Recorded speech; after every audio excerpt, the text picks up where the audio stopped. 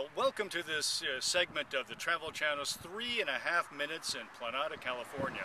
I'm here standing on the beautiful California Highway 140 that leads straight up to Yosemite National Park. I'm standing beside what appears to be a locomotive. In fact, it's a transformed locomotive that once plied the rail lines on a narrow gauge between here and Nevada at some point in the distant past. It's been transmogrified into some kind of vehicle that used to take tourists back and forth on the roads around here. As you can see, it's in really relatively poor condition, but the reason I'm showing you this today is not so much about the locomotive. What I really want to talk about in this is that sometimes history isn't quite what it seems to be. And so this is a good example of what history isn't, because it really doesn't have much of a place here. The railroad that used to run around this area up to Yosemite National Park is very far away from here, so this is a lovely historical artifact, but it really doesn't have much to do with the folks that lived around here in the distant past. What we're going to do in a few minutes then is drive down the road, and I'm going to show you a few examples of a little bit more local history, and then I'm going to show you something that is truly remarkable, something you'll really get excited about, and something that I think you'll care deeply about once I give you the particulars of the story. So bear with me. We're going to stop right now and move down the road. So we've just driven a little bit down California 140 toward the city of Merced, away from Planada. And what I want to show you today is something that's a little bit more local and much more recent history. You know, this kind of shrine is really common in the southwestern United States and in California. It's also very, very common in Latin America all over. Places where I've worked in South America, people build very large structures. You could live in some of those. But the reason I want to show you this is because many people will just not even notice this. They'll drive by this. They won't pay any attention to this. But yet, if you stop, you look, you pay some attention to what you're seeing here, this is a really touching story about a man named Ruben Ceja Manso, who died in some kind of accident on this road back in, it says here, in 2011.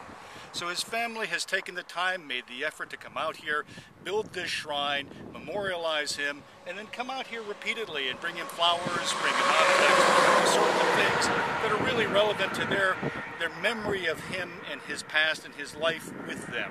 So when I'm driving in places through California or elsewhere, I often stop at these because there's always a story behind them, and sometimes that story is absolutely fascinating.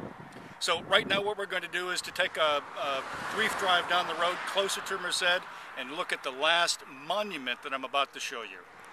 Well, here we are at the final monument that we're going to talk about in terms of our history of Planada, California. We're at the obelisk that's dedicated to the memory of one George Hicks Fancher, who, as you see as we pan up this incredible obelisk, was born in New York State in 1828 and died in California around 1900. Now, what makes this obelisk absolutely fascinating is, what is it doing here? Who put this up? Why is this apparently in the middle of nowhere? Why is it surrounded by water tanks and pepper fields and traffic and what have you? Well, it's a long story, and I'm going to try to make it as short as I can. George Fancher was apparently a very wealthy cattleman rancher that came out here in 1850 for the gold rush. He didn't quite make it in the gold rush, but what happened after that was he was able to accumulate land and wealth and property, and then moved into Merced sometime in the 1870s or so. He had a reputation as a skinflint. Some people thought he was cheap, other people thought he was wonderful.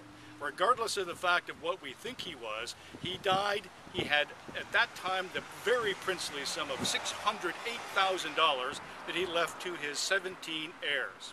Now, the only thing that was difficult about this inheritance that these folks were going to get is that he demanded that $25,000 of that money be dedicated to building him an obelisk, building him a monument that was going to fit his apparently relatively large ego.